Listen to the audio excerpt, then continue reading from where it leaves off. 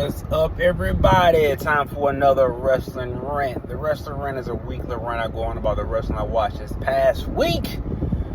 All the highlights, lowlights, and lights of said programming. And without further ado, here we go. We start off with Monday Night Raw, which left the OTC and main event Jey Uso. They back together.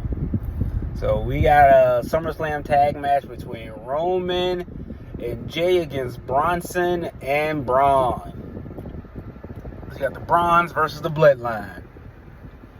And Raw, that was the hypest part of Raw, watching Roman come out. That was the best, and then watching him get beat up. So that was it. That was pretty much the best part of Raw. A couple of highlights. Naomi, she's been my bright spot on Raw. She's been such a bright spot with how she was talking, Stephanie McCurr or whatever. This is some of her best stuff. Some of her best, and she's really. I watched a couple of her matches, and you know the little house show, the live events that they do and everything. They had her and Nia Jax teaming up. She's working really good as a heel. I can say she's doing really well as a heel, not just in you know her delivery of her words and everything, but also like how she's performing as a wrestler too. She's doing some good heel work, and I'm here for it. That was pretty much it though for Raw. SmackDown, gotta admit, SmackDown's been dragging. It's really been dragging. You got the wide six. I don't know. And there's a whole big brouhaha that happened, and now all the tag teams are going to be at SummerSlam. I'm glad the Street Profits are there. I hope the Street Profits win, because I don't like the wide six. Wide six suck. But that was a highlight for SmackDown. I know I skipped over Dynamite, which I watched it. You had Adam Page come out. The first match of the night was against Wheeler Yuta. Like, anyone cares.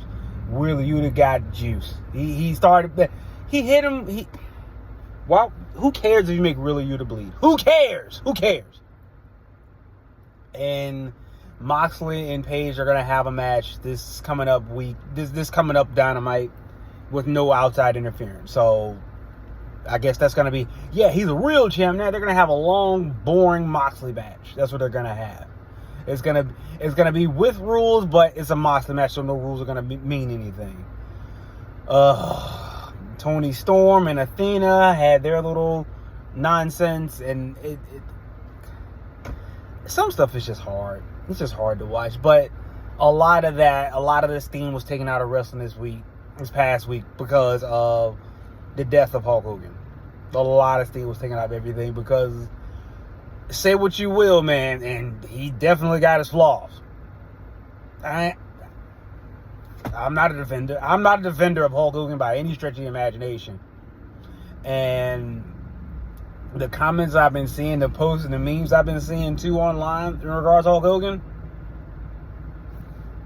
I mean, the life you live, the people you impact show you who you truly are, you know. And if that's how people feel, that's how people feel.